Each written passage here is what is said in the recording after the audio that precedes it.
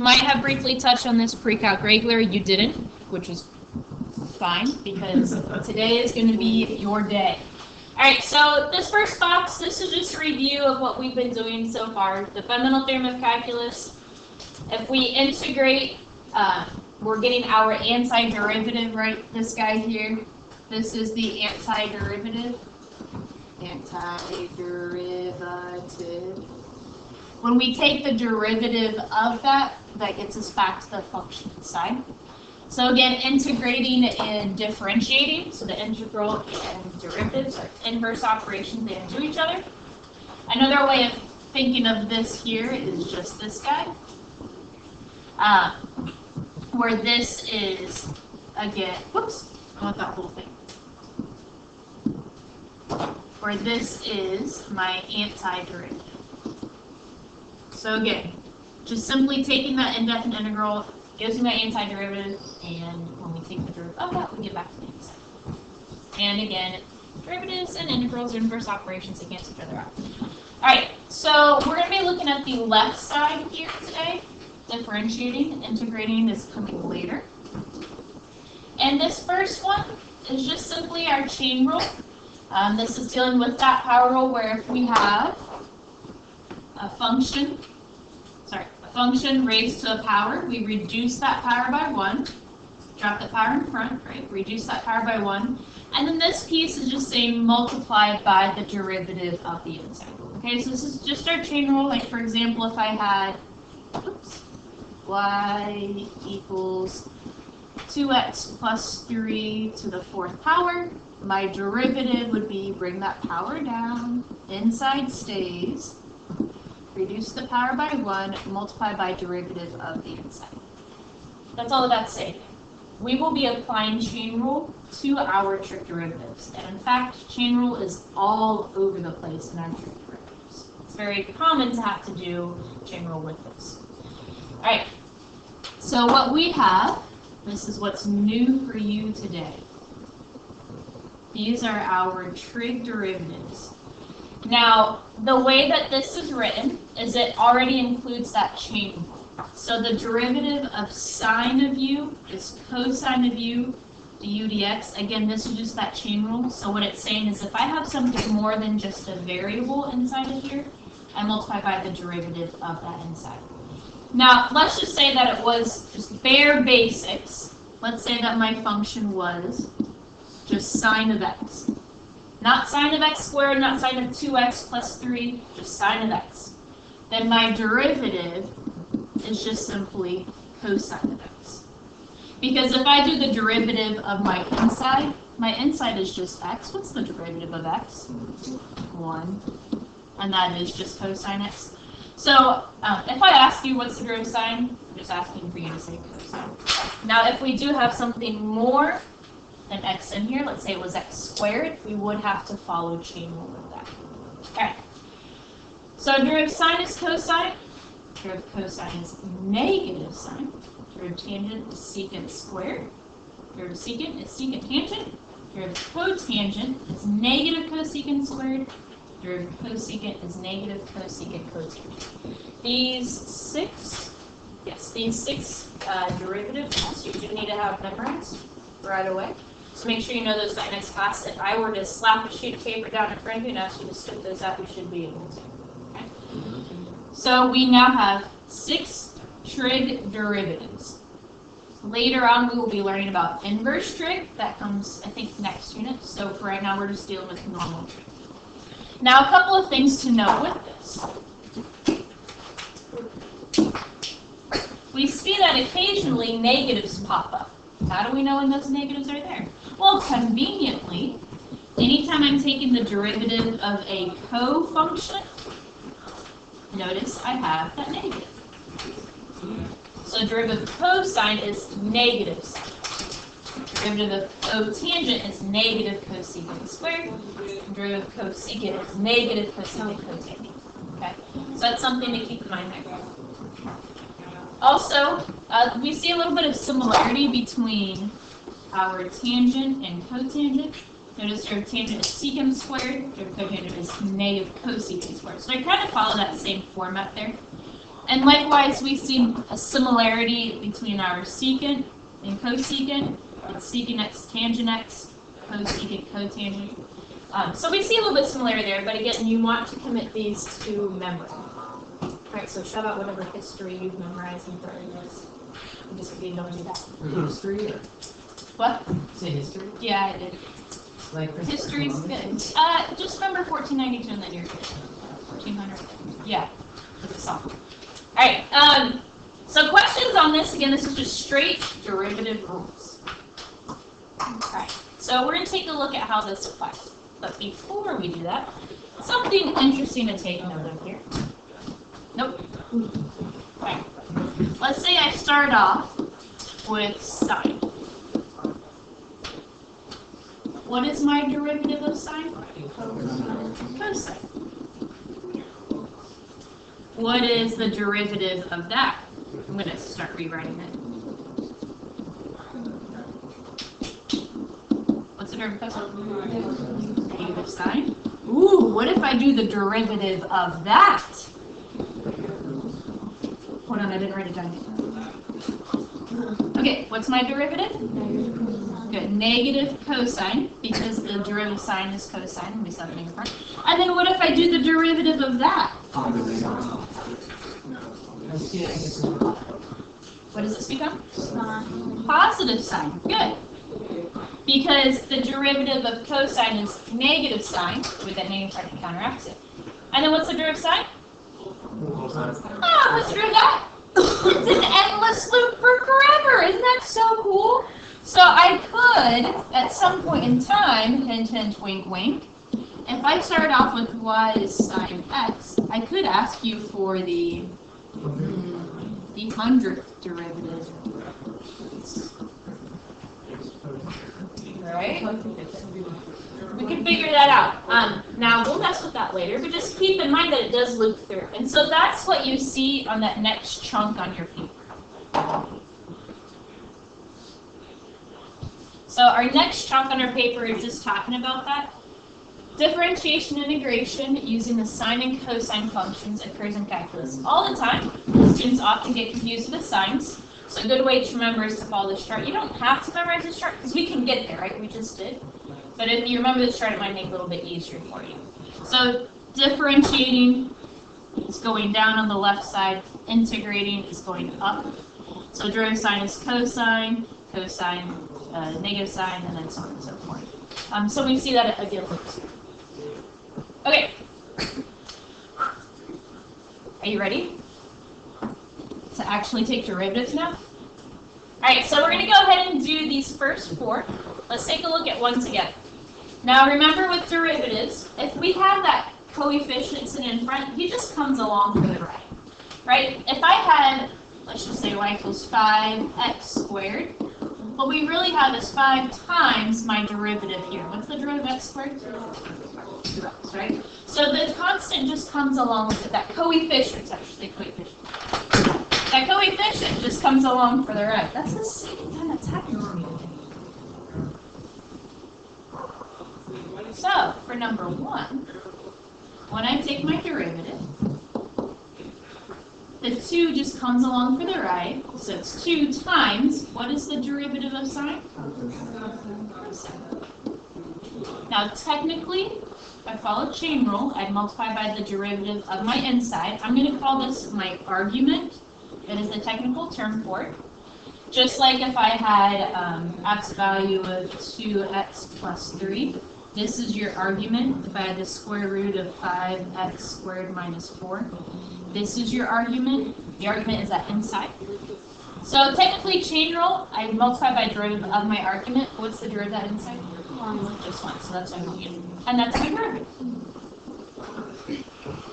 Okay, so we're going to take a look at some different things we might encounter. So that's my coefficients in front.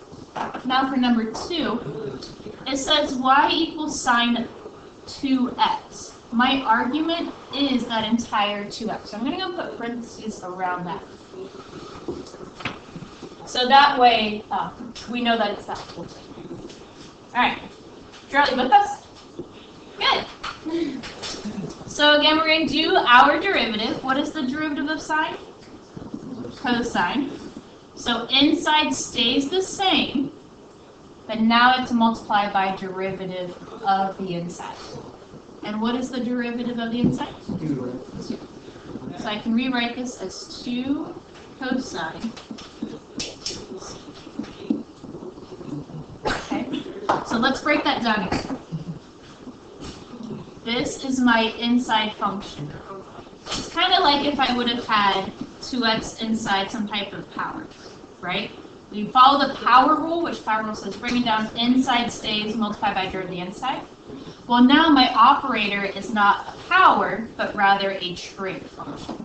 So this is my inside. So I take the derivative of this, derivative sine is cosine. Inside stays the same, then multiply it by derivative of the inside. Are we good with that? Okay, you guys are looking at me like you're just waiting for it to get hard. No. Number 3.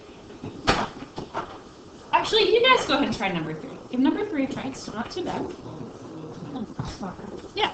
Okay, so the 2x is like connected to that cosine, so you can't like have the 2 touch that 2x. I am so glad you asked that. Everyone pause. Amy brought up a very good question.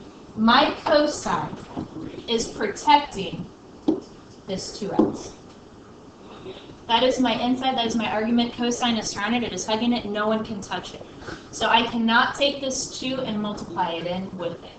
It is just kind of like if I would have had, let's say, the square root of 2x times 2. This stays outside, right? It cannot enter into the radical. Now we could force it by doing some math, but it is not a part of what's underneath the radical. You have to simplify what's underneath and bring it out. You cannot multiply it. Does that make sense? Mm-hmm. It's such a good question. Okay, continue with 3.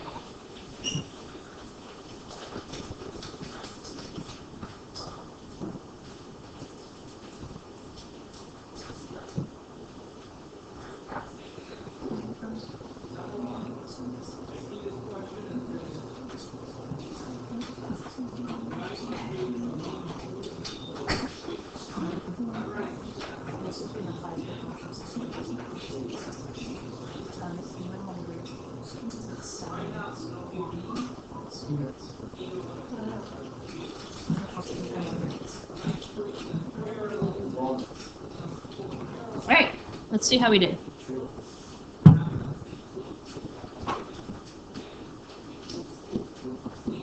So my coefficient in front, he just hangs out. He gets multiplied by whatever my derivative is. All right. So taking the derivative of this. What is the derivative side? Cosine. Inside stays. Now we multiply by the derivative of the inside. The derivative of the inside is 2. So I have 4 cosine 2x. Are we good with that? Okay. Now I want you to double check. Do we have written for each of these y prime, y prime, y prime? Make sure you have y prime written, because if you just said equals equals equals, 2 sine x does not equal 2 cosine x. So make sure you define, hey, I'm finding the derivative now. Now I will say, for example, with number 2, once you define that y prime is that, if you just continue through equals, you're good, because what it says is y prime equals this, which equals this. But if you never wrote y prime at all, no. What if you didn't even write the equal sign? You wrote y prime cosine 2x2? No, like without everything. Like, I just wrote that. cosine 2x. I need to know what that is. Yeah, that's a good question. So like, if here you would have just written, well, 2 cosine x. Yikes, what is that? Yeah, so tell me that is y prime. Good question. Okay, are we good so far? Yes. What like a y prime like arrow? Ooh, nope, equals. What? No. Alright, so let's take a look at number 4. Sine squared x. How can I rewrite this? Oh, I heard some variety. Turn and talk to your shoulder partner real quick. How could I rewrite this? Alright,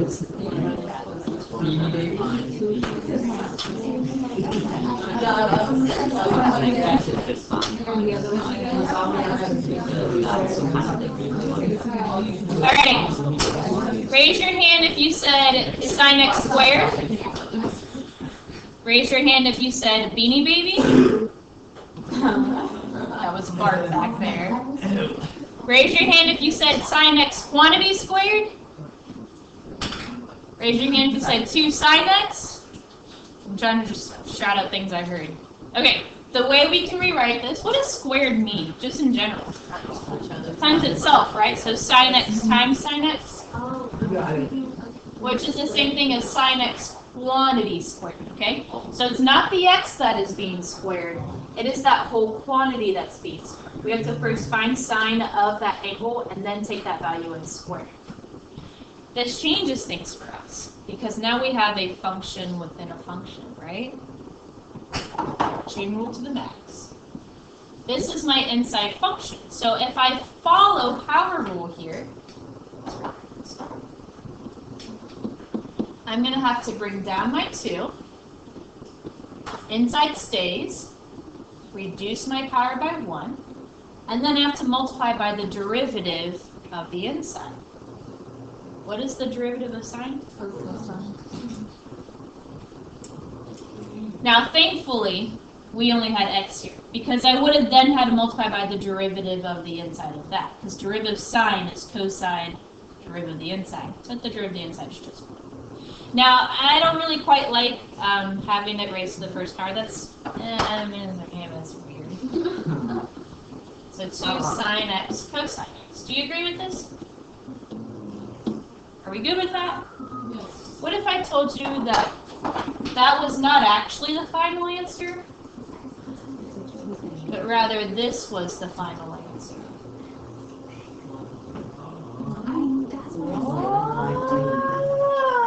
Oh, it's all coming back now.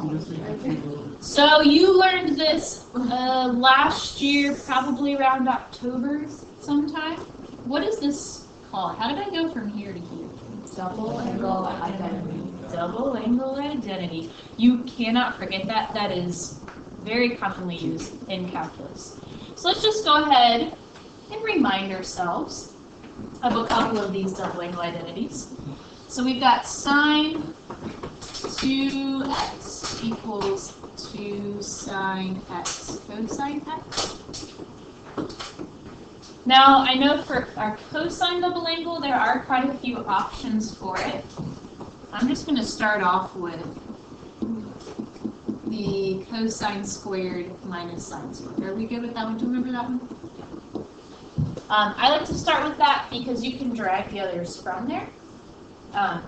And then, so that's the main ones we need to know for double angle. The other big thing we need to know is our Pythagorean identity. And who can recall the Pythagorean identity? Good. Sine squared plus cosine squared equals 1. By the way, who saw my joke on Blackboard announcement? Did any of you guys read it? Did any of you guys laugh at it? I told my husband, and he was like, "Oh, why did you do that to him?" All right. So the reason why I stick with this guy is because if I use my Pythagorean identity, I can mess with this in all sorts of ways. I could go ahead and solve for cosine squared x. What is cosine squared x equal to from up here? 1 minus sine. Yeah, 1 minus sine squared. So I could say 1 minus sine squared minus sine squared. And that's how I get my 1 minus 2 sine squared. Is that another one that you guys learned? So that's where that guy came from. And likewise, I could substitute in for sine squared and get my other one. Who remembers that other one?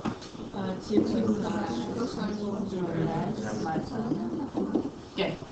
So these are the other ones, but again, if you just remember these 3, you can get those from there.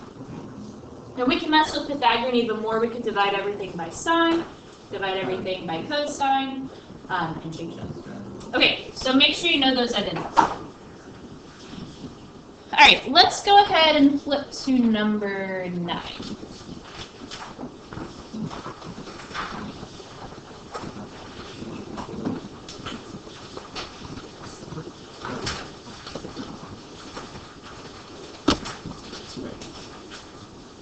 so number 9, we see y equals 3x cosine x. Whew. What rule do you think we have to use for this? Product rule, yeah, we have 3x times cosine x.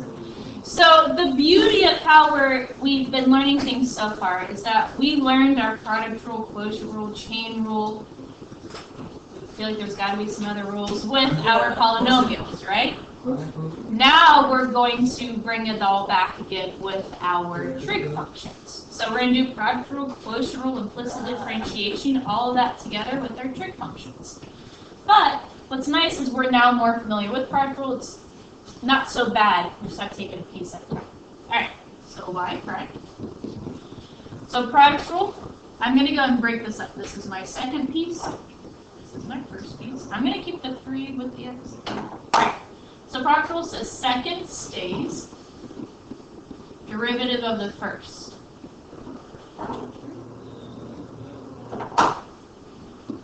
Plus first stays times derivative of the second.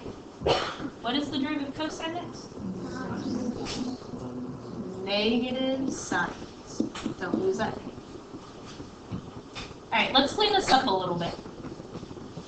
3 cosine x minus 3x sin x.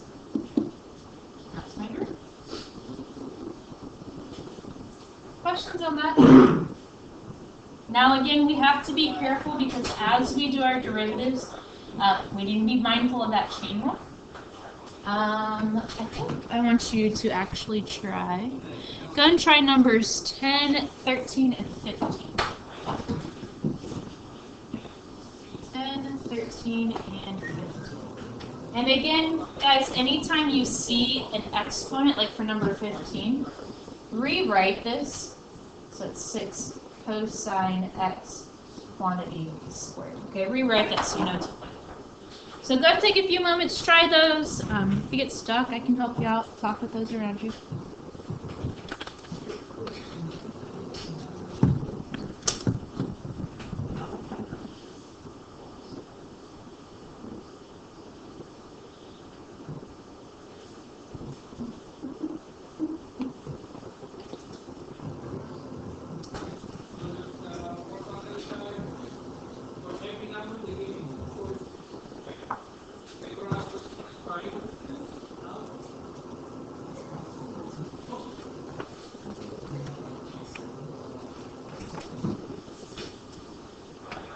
Basically, figure out which equation is right.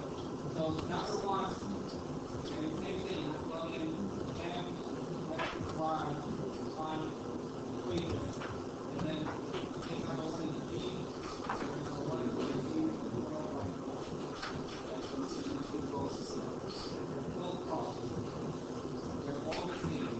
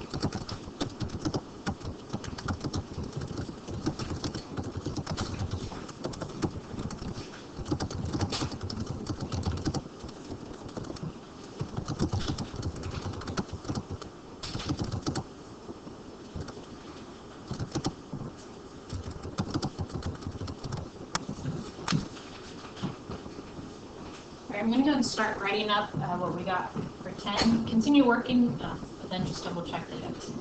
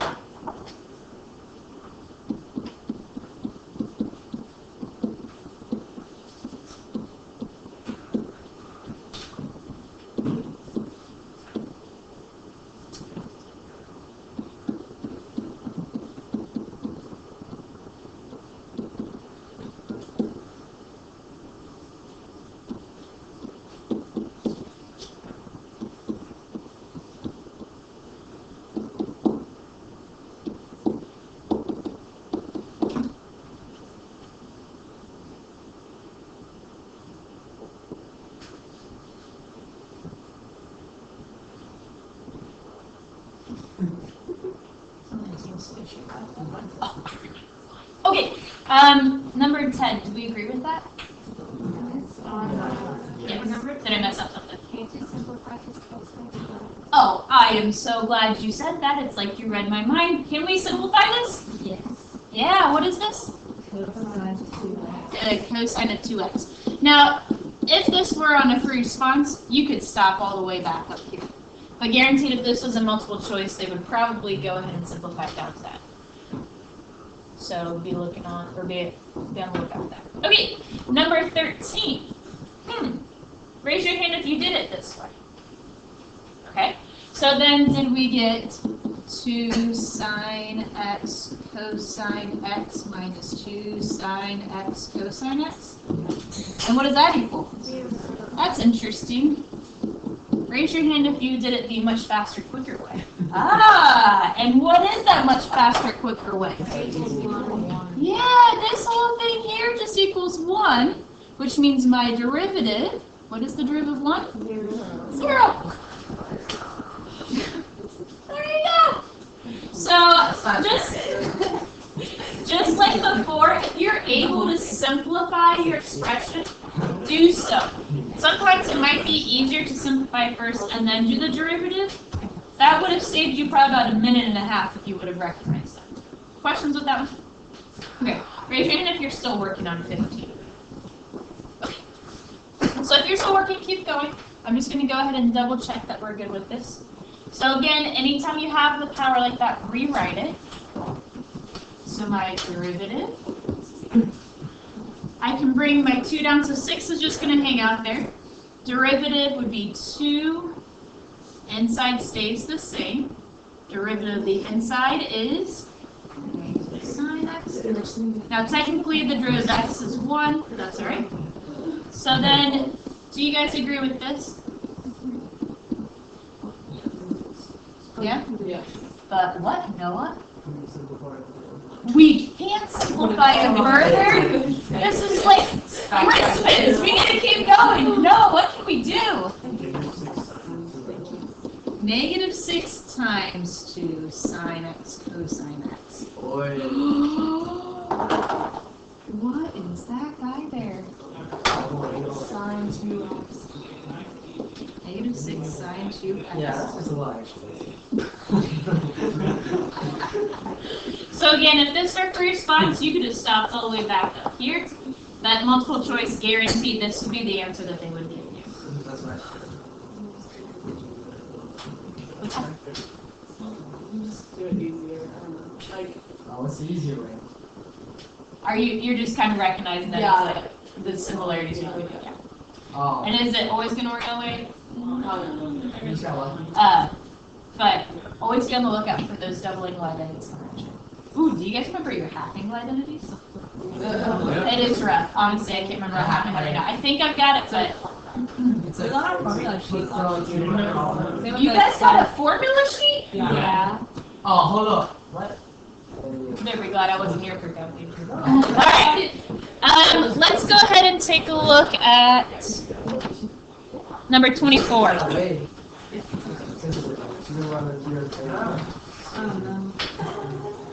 Now don't be alarmed with just tangent. It's okay, it's still just a trig function.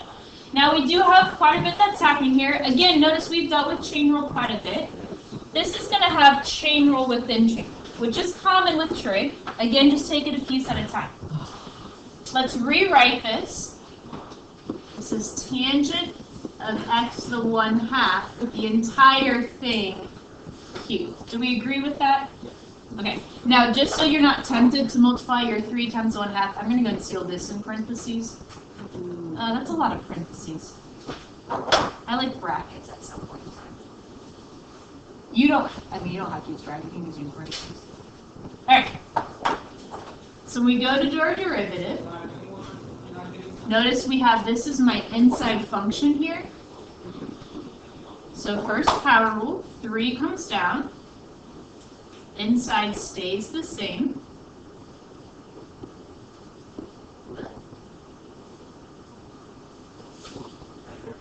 Reduce the power by 1, so my new power is 2.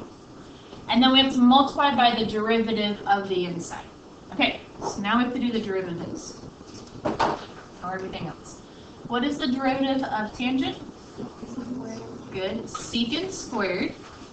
Argument stays. Times the derivative of the inside, because it's more than just x now, right? What is the derivative of the inside?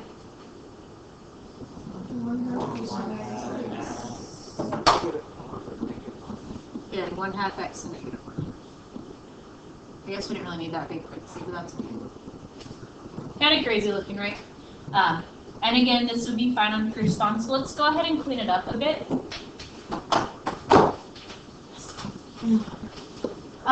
I see that I have some stuff in the denominator, I have some stuff up the top, so I'm just going to go and draw a fraction bar and place things where they go.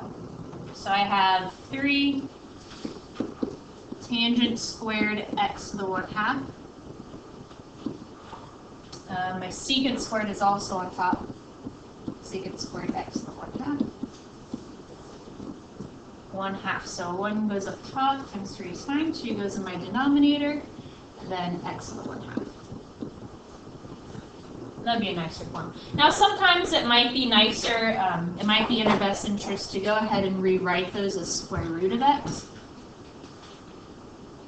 It's not necessary for this one, but again, multiple choice, they might already put the square root. Nothing we can simplify there. Questions on that? Okay. So let's take a look. I think we're going to take a look at 25. Yes, 25, which I overflowed into it, but that's fine.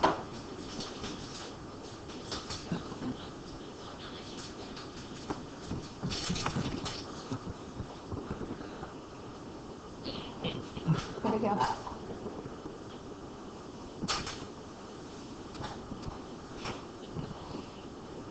Nope, okay. All right.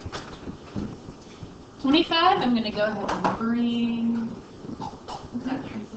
Alright, what rule are we going to have to use with 25? Quotient rule. Alright, so y prime, and again, just take it a piece at a time. Quotient rule says bottom times derivative of the top minus top times derivative of the bottom, and derivative sign is cosine. All over the bottom square. Which is sine x 20 squared. I wouldn't have wrote it as sine squared. Alright, now again for response you leave it like this, but I want to take a look at a variety of things we might see that they do on multiple choice. So let me just go ahead and actually just rewrite this a little bit nicer. So sine x minus x cosine x. And it's divided by sine squared. So I'm going to go rewrite that as sine squared x. So each piece was divided. And then we can do some simplifying here. Sine x over sine squared x. What does that reduce down to? 1 over sine x. What is 1 over sine x? Cosecant. Good. So let me go ahead and rewrite that out for those that are like, what in the world just happened?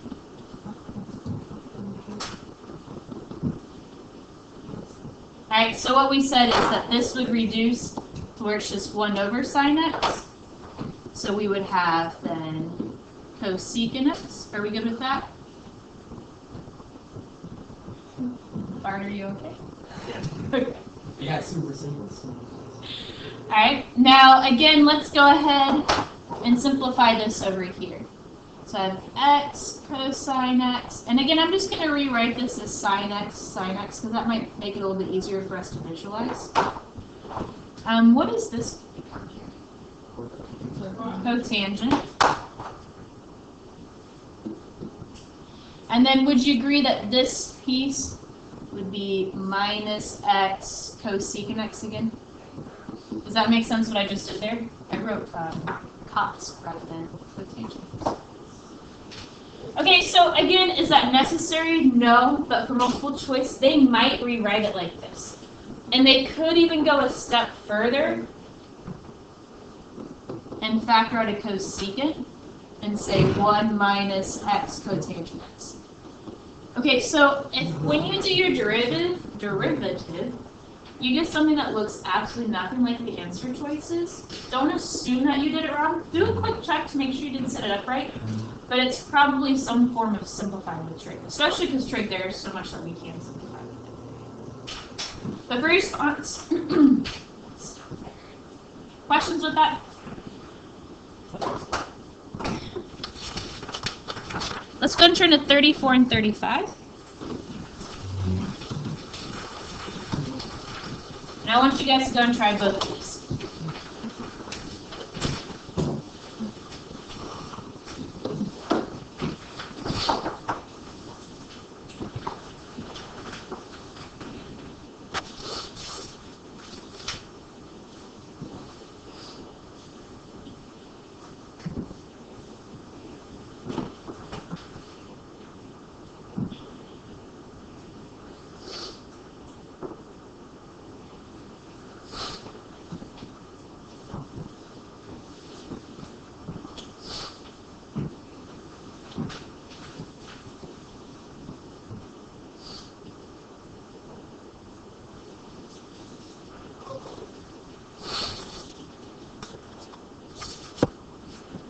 Again, I'd recommend 34, rewrite it before you go about it.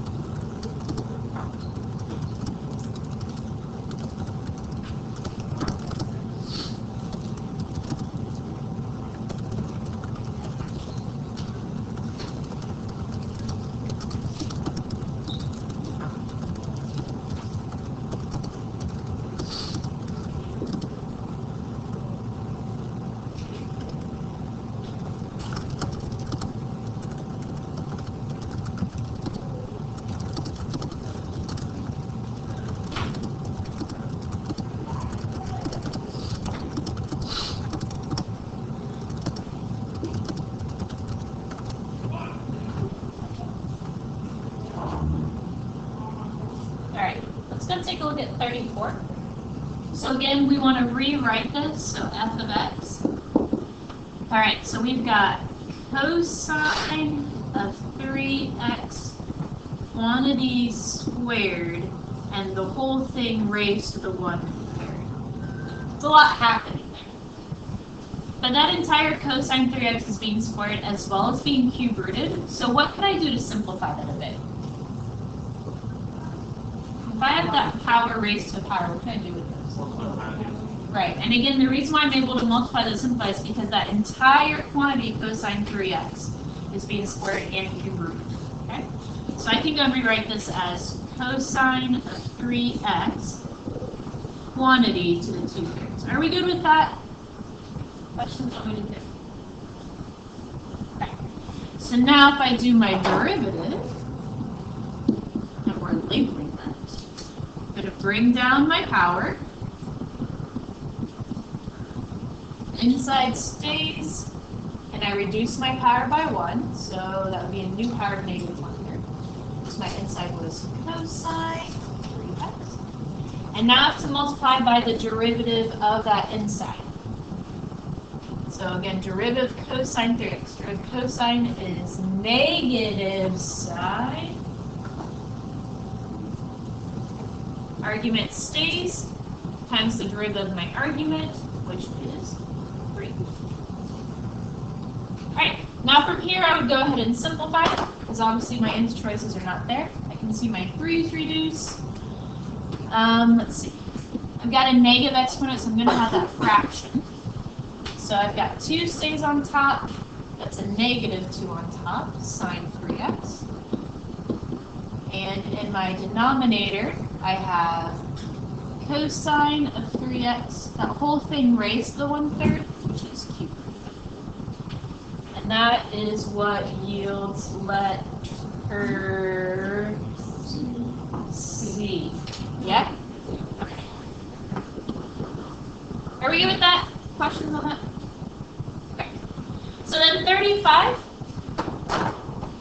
They're not asking for the entire derivative, they just want to add a particular point. So don't feel like you have to simplify. You can, but you're not required to.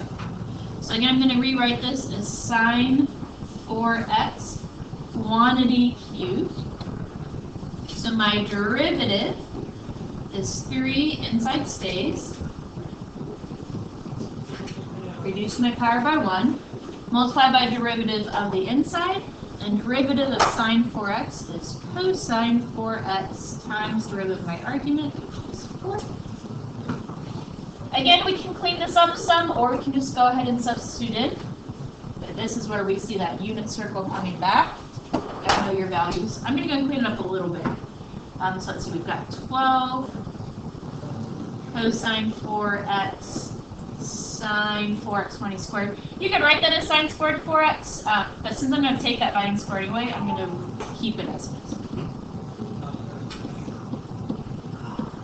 Okay, so now I'm going to do f prime of pi over 3. I get 12 times cosine of 4 pi over 3 times sine of 4 pi over 3 quantity squared. So it's part of that pi over 3 family. So this one is square root of 3 over 2, which means this guy is 1/2 square root of 3 over 2. This is my pi over 3 family. Alright, 4 pi over 3. What quadrant does that land us in? Good, because we have 1 pi over 3, 2 pi over 3, 3 pi over 3, 4 pi over 3. Alright, so that means we have, both are negative, aren't they? Cosine and sine. Alright, so then we have 12 times cosine of 4 pi over 3. Careful, careful. Cosine's my x value, right? So this is going to be the same thing reflected on, but negative. So cosine of 4 pi over 3 would be negative 1/2. Okay. And what is sine of 4 pi over 3?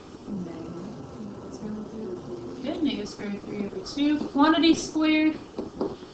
Half of 12 is negative 6. This all gets squared and gives us 3/4. Do we agree with that?